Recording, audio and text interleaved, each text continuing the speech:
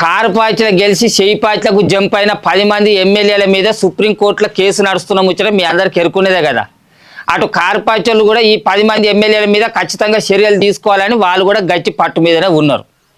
ఇక వాళ్ళ పదవులు ఓడు ఖాయమే, ఆ 10 మంది ఎమ్మెల్యేల జాగాలలో మళ్ళీ ఎలక్షన్లు వచ్చుడు ఖాయమే అని ఇటు జనాలు కూడా గట్టి నమ్మకం మీదనే ఉన్నారు. కానీ ఆ 10 మంది ఎమ్మెల్యేలు ఇవాళ అటు పెద్ద కోర్టుకు ఇటు సీఎం రేవంత్ అన్నకు పెద్ద శాఖే ఇచ్చారు. ఇంతకు ఆ ముచ్చటిందో మనం కూడా అరుచుకొని వద్దాం పారి. వారెవ్వా ఫిరాయింపు ఎమ్మెల్యేల తెలివిపోయి కండ్ల ముంగట నిజం కనిపిస్తున్నా కూడా ఏదంతా ఉత్తదే అని మత్పరిచ్చే ప్లాన్లు చేస్తున్నారట. కారు పార్టీలకు గెలిచి కాంగ్రెస్ లకు జంప్ అయిన 10 మంది ఎమ్మెల్యేల మీద సుప్రీంకోర్టులో కేసు నడుస్తున్నది కదా. గా ఎమ్మెల్యేల అనర్హత పిటిషన్ మీద ఈ నెల 25వ తారీఖు నాడు విచారణ జరపబోతున్నది సుప్రీంకోర్టు. పార్టీ ఫిరాయించిన ఎమ్మెల్యేలకు నోటీసులు కూడా ఇచ్చింది.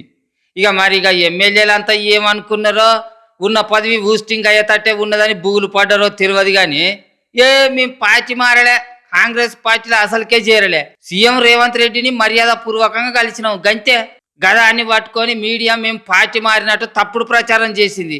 గల్ల మా తప్పేం లేదు, మేము ఇంకా కారు పార్టీలనే ఉన్నామంచనో అని సుప్రీంకోర్టుకు వివరణ ఇచ్చుకుంటూ అఫిడవిట్లు పంపిర్రాట 3-4 ఎమ్మెల్యేలు.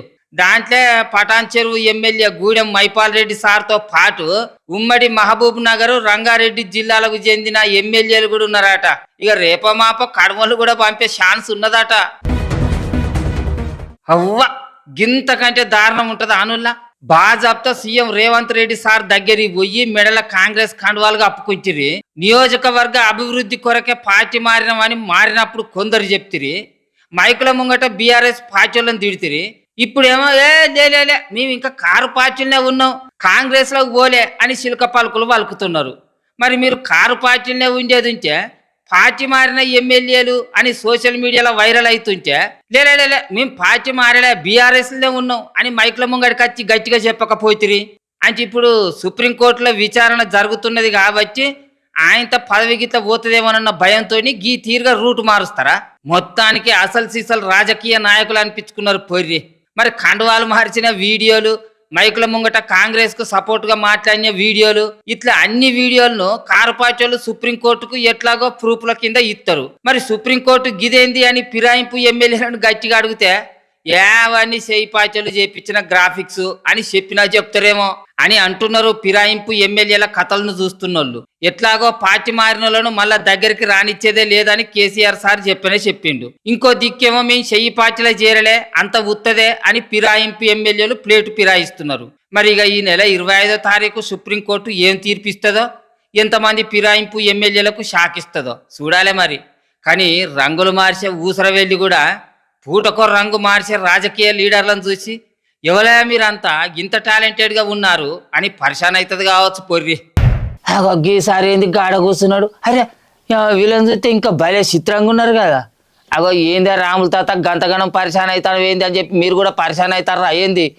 ఏం లేదులా, కారు పార్టీలు జనాల కోసం చేస్తున్న ఎరైటీ నిరసనలను చూసేది ఉంటే మీరు కూడా పరిశాన్ అవుతారు. కాకపోతే ఈ ముచ్చట చూడరు, మీకే అర్థమవుతుంది.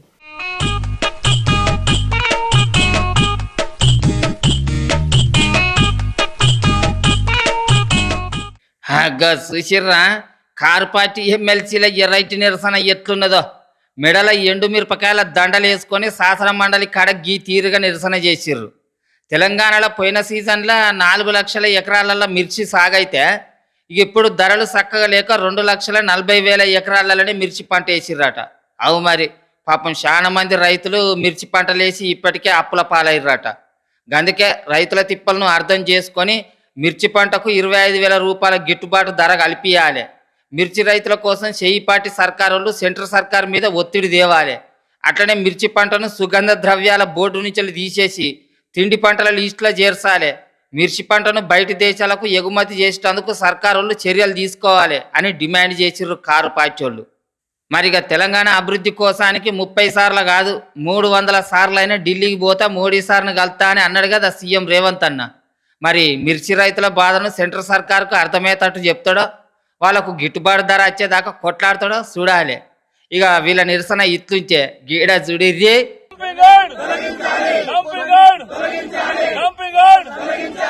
డంపింగ్ యార్డు తీసేయాలని చెత్త కుప్పల కూర్చున్నాడు కారు పార్టీ ఎమ్మెల్యే మర్రి రాజశేఖర్ రెడ్డి అన్న.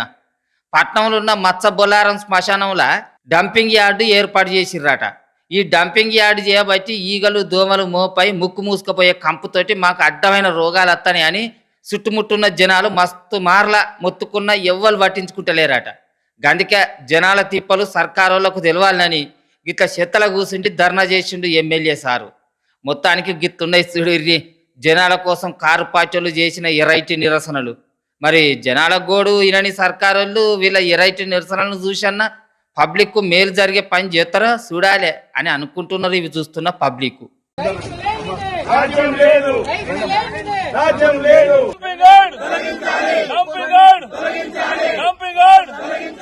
కారు పార్టీలు చేసిన అప్పులకే మళ్ళీ మేము అప్పులు తీసుకొచ్చి వాటికి మిత్తిలు కడతాను, జీతాలు ఇచ్చేటందుకు కూడా మేము అప్పులు తీసుకొస్తాను అని మన సీఎం రేవంత్ సారు మైకు దొరికినప్పుడు వాళ్ళ చెప్తూనే ఉన్నాడు కదా. అసలు సర్కారు వాళ్ళు మరి ఇట్లా ఎందుకు అప్పులు తీసుకొస్తాను, అడ్డగోలు అప్పులు తీసుకొచ్చి మా జనాలను ఎందుకు ఇట్లా అరిగోస పుచ్చుకుంటారు అని సర్కారును గట్టిగానే కడిగి పారేసింది ఇక్కడ ఒక అక్క. మనం కూడా ఇందాం పారి. జీతాలు కూడా నేను అడుక్కొని చేబోదులు తీసుకొని ఇస్తున్నానని అంత దుస్థితి ఎందుకు పట్టింది? కేసీఆర్ గారు తప్పు చేశారు కాదనట్ల. మరి ఆనాడు అసెంబ్లీ కట్టేటప్పుడు మీరు ఎందుకు అడ్డపడలేకపోయారు? కోర్టు కేసులు ఎందుకు వేయలేకపోయారు? దాన్ని ఎందుకు ఆపలేకపోయారు? ఆపలేదు, సరే అయిపోయింది. మేము ఎంప్లాయీస్ కట్టే ట్యాక్సులతోటి మిమ్మల్ని ఉచిత పథకాలు ఎవడు పంచమన్నాడు? ఉచిత పథకాలు ఎందుకు? ఉచిత పథకాలు ఇచ్చి మా జీవితాలు నాశనం చేయమని చెప్పినోడు ఎవడు లేడు కదా. పాత సర్కారోళ్ళు తప్పులు చేసినప్పుడు వాళ్ళని ఎందుకు గప్పుడు ప్రశ్నించలేదు? ఉద్యోగస్తుల బడ్జెట్ను ఉద్యోగస్తులకు వాడకుండా వాళ్ళని ఎందుకు తిప్పలు పెట్టాలి? అసలు ఇప్పుడు మీరు ఎత్తున్న పాలనేంది అని సర్కార్ను గట్టిగానే అరుచుకున్నది కొలువులకెంచి రిటైర్ అయిన గీమే. ఫ్రీ బస్ ఎవరు పెట్టమన్నారు? ఎవడైనా ఈ రోజుల్లో మరీ కూటికి లేని పేదలు నిరుపేదలు ఉంటే ఆధార్ కార్డు చూపెడితే వాళ్ళకి ఇవ్వాలి. అదే నువ్వు ఈ ఉచితాలు పెట్టకుండా ఉద్యోగాలు వచ్చే పొజిషన్లో చేసుండి ఇండస్ట్రీస్ తీసుకొచ్చుంటే కంపెనీల్లో ఉద్యోగాలు వచ్చేవి చేసేవాళ్ళు. అసలు ఇవన్నీ ఎందుకండి? 150 మంది మీరు ఎమ్మెల్యేలు ఎమ్మెల్సీలు అందరూ ఉన్నారు కదా, మీ జీతాలు బంద్ చేసేయండి. మీకు జీతాలు ఎందుకు? 10 కార్లు ఎందుకు? మీ సొంత పైసలు పెట్టుకొని వాడుకోండి. అసలు ఫ్రీ పథకాలు పెట్టి జనాలను ఎందుకు సోమరిపోతులను తయారు చేస్తున్నారు? ఉపాధి కావాలంటే కంపెనీలు తీసుకురావాలి, అందులో కొలువులత్తే వాళ్ళే సంపాదించుకుంటారు. గప్పుడు ఫ్రీ పథకాలు పెట్టాల్సిన అవసరమే లేదు. అయినా జనాలకు సేవలు చేసే లీడర్లకు ఎందుకు లక్షల కమాన జీతాలు? సేవ చేయాలనుకున్న వాళ్ళు సొంత పైసలతోనే చేయాలి. గంతేగాని పదవుల పేరు మీద హంగు ఆర్భాటాలు ఎందుకని లీడర్లను గట్టిగానే అరుచుకున్నది. మా ట్యాక్సుల పైసలు మిమ్మల్ని ఉచితాలుగా వాడుకోమని చెప్పినోడు ఎవడు? ఏ రాజ్యాంగంలో రాసిందో చెప్పండి. మీరు ఇవన్నీ కానీ చేస్తే ఇప్పుడు మేము రిటైర్డ్ అయిన వాళ్ళకి కనీసం పైసలు కూడా ఇచ్చే స్థితిలో లేరు. మీరు ఉచితాల పేర్లతోటి మీ కార్యకర్తలకి దోసి పెట్టుకుంటున్నారు, అంతేగాని మీరు ఎవరికి ఏం చెయ్యట్లా, న్యాయం జరగట్లే. అక్కడ పబ్లిక్ కట్టే ట్యాక్సుల మీద సర్కారోళ్ళు ఉచిత పథకాలు పెట్టుడేందుకు? సెంటర్ సర్కారైనా రాష్ట్ర సర్కారైనా ఉచిత పథకాల మీద ఆలోచన చేసి కొత్త చట్టం తీసుకురావాలని కూడా డిమాండ్ చేసింది. గప్పుడే సర్కార్ పాలన మంచిగా ఉంటుందని చెప్పుకొచ్చింది. అయితే పెద్దవ్వకు పైసలు రాలేదని సర్కార్ మీద గీతీరుగా గరమైంది. మరి సర్కార్ను ప్రశ్నించినందుకు మీ మీద కూడా ఏమన్నా కేసులు పెట్టగల్లా? జర పైలం అవ్వా అని కామెంట్లు పెడుతున్నారు అవ్వ వీడియోని చూసినోళ్ళు. వామ్మో నేను ఈ పల్లెల బతుకుతాను కాబట్టి నయమైంది. ఈయన అనిపించిన పైసలు ఆ కూలినాల పైసలతోటి ఉన్నదేదో లేనిదేదో తినుకుంటే ఈ పల్లెలనైనా హాయిగా బతకగలుగుతాను. కానీ ఇదే బతుకు నేను పట్టణంలో బతకాలంటే ఇంటి కిరాయిలు, ఇంటి ఖర్చులు, పిల్లగాళ్ళ చదువులు ఇవన్నీ లెక్కలేసుకుంటే మళ్ళీ నెలాఖరు నాటికి మళ్ళీ అప్పు చేయాల్సిన పరిస్థితే వస్తుంది. కానీ పట్టణంలో బతకాలంటే ఎంత సంపాదించి ఉండాలి, ఎంత సంపాదన ఉండాలి అనేది ఒక లెక్క తేలిందట.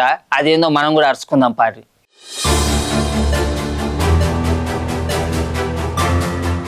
ఇన్నారుల్ల పబ్లిక్ ఒక మధ్యతరగతి కుటుంబం పట్నంలో ఏ తిప్పలు లేకుండా బతకాలంటే నెలకు 30,000కు మీదనే ఖర్చు అవుతుందట. గన్ని పైసలుంటేనే బతుకుబడి నడుతుందట. హైదరాబాదు, బెంగుళూరు, చెన్నై, ముంబై, ఢిల్లీ ఇట్లా పట్నాలల్లో బతుకుతున్న మధ్యతరగతోళ్ళ నెల ఖర్చులు ఎంత అవుతున్నాయని లెక్కలు తీస్తే నెలకు 30,000కు మీదనే అని తేలిందట. మధ్యతరగతోళ్ళు ఏ రంది లేకుండా బతకాలంటే హైదరాబాదులో అయితే 31,000 రూపాయల ఖర్చు, బెంగళూరులో 35,000 రూపాయలు, ముంబైలో 33,000, ఢిల్లీలో 33,000, కలకత్తాలో 27,000. ఇట్లా పెద్ద పెద్ద సిటీలలో బతకాలంటే తక్కువలో తక్కువ నెలకు 25,000 నుంచి 35,000 ఖర్చు ఉంటుందట. అవు మరి పట్నంలో ఇండ్ల కిరాయిలు ఏమన్నా తక్కువన్నాయా? చిన్న రూమ్లకు కూడా వేల కిరాయిలున్నాయి. ఇక పిల్లగాన్ల చదువులకు చెప్పరాని ఖర్చు. ఇక రోగమో నొప్పి వచ్చిందంటే అంతే సంగతులు. గీ అన్ని ఖర్చులుంటాయి కాబట్టే చాలా మంది అచ్చే జీతం సరిపోక క్రెడిట్ కార్డులు గీకుడో లేకపోతే తెలిసినోళ్ళ తాన అప్పు చేసుడో చేస్తారు. అందుకే అంటారు పట్నంలో ఎంత కమాయించినా ఆడికాడికి అవుతుంది, ఊళ్ళో 10,000 వచ్చినా ప్రశాంతంగా బతకొచ్చు అని. కానీ చేసేటందుకు ఊళ్ళో అందరికీ చక్కగా పని దొరకదాయే. అందుకే చాలా మంది పట్నం బాట పడతారు. కానీ గీ సర్వే ప్రకారం పట్నంలో ఒక్కో మిడిల్ క్లాస్ ఫ్యామిలీకి నెలకు 30,000 ఖర్చు అవుతుందంటే మరి పట్నంలో 10-15, 20,000 కమాయించేటోళ్ళ పరిస్థితి ఏందో పాపం. ఆ పబ్లిక్ ఇవాళ కూడా మీకోసం కొన్ని మంచి మంచి నీళ్లు పుట్టు వార్తలు పట్టుకొని వచ్చిన, అవి కూడా ఏంటి చూసేరు. దండం పెడతాం తమ్ముడు, చాలా కష్టపడుతున్నాయి తమ్ముడు. ఇండ్లు లేనోళ్లకు సర్కారోళ్ళు ఇచ్చిన డబుల్ బెడ్రూమ్లల్లా ఆడాడ సౌలతులు సక్కలేవాట. ఇగో పట్నం దుండిగల్ కాడున్నోళ్ళకి ఇచ్చిన ఇండ్లల్లనైతే నీళ్లే సక్కగత్తలేవాట. ఇక ఏమన్నంటే మోటార్లు ఖరాబ్ అయినాయి, రిపేర్లు చేసినాక అత్తయ్యని చెప్పుకొస్తున్నారట. ఇక నీళ్ల కోసం చెరువు దాకా పోయి బట్టలు ఉతుకుతున్నారట. డబుల్ బెడ్రూమ్ లో నీళ్ళు లేవు, మేము బట్టలు ఉతకడానికి చెరువుకు వచ్చినాము. చూడండి మోటార్లు ఖరాబ్ అయినాయి అంటున్నారు. ఆగో దండాలు పెట్టుకుంటా నీళ్ల సౌలతులు వేయాలని వేడుకుంటున్నారు ఆడున్న పబ్లిక్. అసలుకే ఎండాకాలం, నీళ్లు లేకపోతే ఎట్లా బతుకుడు? డబుల్ బెడ్రూమ్ ఇండ్లు వచ్చినాయని మమ్మల్ని కిరాయి ఇండ్లకెంచి తీసుకొచ్చిండ్రు, మంచిగానే ఉన్నది. కానీ నీళ్ల సౌలతులు సక్క లేకపోయే వరకు మస్తు తిప్పలైతున్నది. నీళ్ల కోసం దినాము కుంటలు షెర్ల పొంటి తిరగాల్సిన పరిస్థితి వచ్చిందని బాధపడుతున్నారు గిట్లా. ఇక ఈ వీడియో సోషల్ మీడియాలో వైరల్ అయ్యే వరకు అటు నీళ్లు లేక పొలాలు ఎండిపోతున్నాయి, ఇటు ఇండ్లకు నీళ్లు రాక జనాల కుత్కలు ఎండిపోతున్నాయి.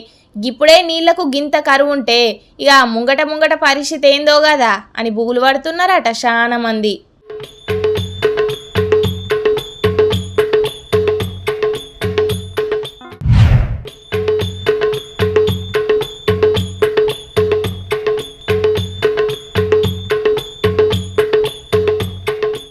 తిండి కోసం కోతులు ఎట్లా మనుషుల్ని ఆగం పట్టిస్తాయో మనందరికి ఎరకైందేనాయ్.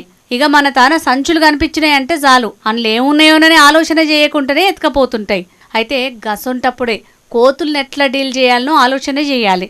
ఇగో గిడ చూసిండ్రా, గీన ఫోన్ ఎత్తుకపోయిన కోతిని ఎట్లా డీల్ చేసిండో. యూపీలున్న గుళ్ళను చూసేందుకు పోయిండట గీ టూరిస్టు. ఇక ఆడ ఫోన్ తోటి ఫోటోలు తీసుకుంటుంటే గీ కోతొచ్చి ఫోన్ ఎత్తుకపోయి గోడ మీద కూర్చునే వరకు మస్తు పర్షాన్ అయిందట. అయితే కోతిని కొట్టకుండా తిట్టకుండా ఫోన్ తీసుకోవాలని ఆలోచన చేసిండట. ఇక ఎంబటే అన్న బ్యాగులున్న జ్యూస్ ప్యాకెట్లను కోతికి ఆశ చూపెట్టిండు. వాటిని మీదికి ఇష్టేసే వరకు దాన్ని అందుకొని ఫోన్ను కోతి కింద వారేసింది గిట్లా. ఇక మొత్తానికి 10 రూపాయల జ్యూస్ ప్యాకెట్ తోటి 1000 రూపాయల ఫోన్కు ఏం కాకుండా కోతి దగ్గరికి ఎంచి తీసుకున్న గీనను చూసి ఆడున్నోళ్ళందరూ మస్తు తారీఫ్ చేసిండ్రు.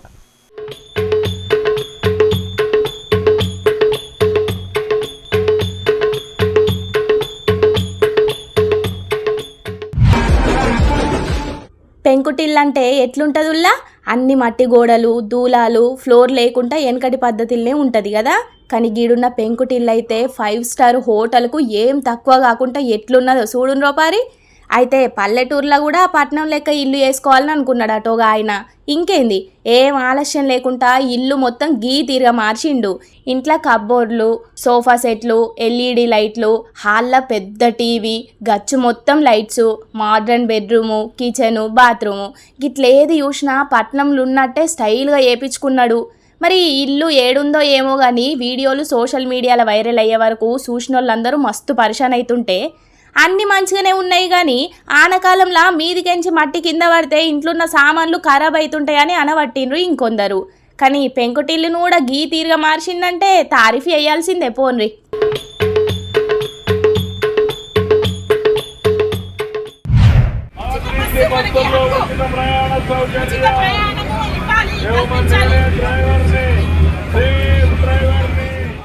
ఫ్రీ బస్ పథకం పేరు మీద మహిళలను కూటమి సర్కారోళ్ళు మోసం చేసిండ్రని తిరుపతి వైసీపోళ్ళు ఆర్టీసీ బస్సుల వెరైటీ నిరసన చేసిండ్రు. తిరుపతికెంచి పీలేరు పోతున్న ఆర్టీసీ బస్సులు ఎక్కిన ఆడోళ్ళందరూ వాళ్ళ సెల్ ఫోన్లో చంద్రాల సారు ఫ్రీ బస్ పథకం మీద మాట్లాడిన వీడియోను చూపెట్టుకుంటా నిరసన చేసిండ్రు. ఆర్టీసీ బస్సు ఎక్కి ఏపీలో ఎక్కడికైనా పోతాం, టికెట్ అడిగితే బస్సులో ఫ్రీగా పోవుడు మా హక్కు, గీ ముచ్చట మా చంద్రన్ననే చెప్పిండని ఎలక్షన్లకు ముందుగాల చంద్రాల సారు మాట్లాడిన వీడియోలు చూపెట్టుకుంటా నిరసన చేసిండ్రు. మాకు టికెట్ లేదు, ఫ్రీ ప్రయాణం అని మహిళలు మొత్తుకుంటుంటే ఇంకా ఫ్రీ బస్ ప్రయాణం అమలు కాలేదని కండక్టర్ అన్న చెప్పుకొచ్చిండు. నేనే చంద్రన్నను చెప్తున్నా, మహిళలకు టికెట్ తీసుకోకుండా ఫ్రీగా బస్సులో పంపాలే, గప్పుడు నేనే హామీ ఇచ్చిందని చంద్రాల సారు గెటప్లో చెప్పుకుంటా వెరైటీ నిరసన చేసిండ్రు గిట్లా. ఇదంతా కాదని బస్సును డైరెక్ట్ పోలీస్ స్టేషన్లకు ఓనిచ్చి గీళ్ళ మీద కంప్లైంట్ చేసిండట కండక్టరు. అయితే ఫ్రీ బస్ పథకం అని చెప్పి హామీలు అమలు చేయరు, అడిగితే మా మీద కేసులు పెడుతున్నారని వైసీపీ కూడా బాగానే గరమైనరు. చూడాలే మరి గీళ్ళ నిరసనలు చూసైనా చంద్రాల సారు ఫ్రీ బస్ పథకం అమలు చేస్తాడో లేడో మరి.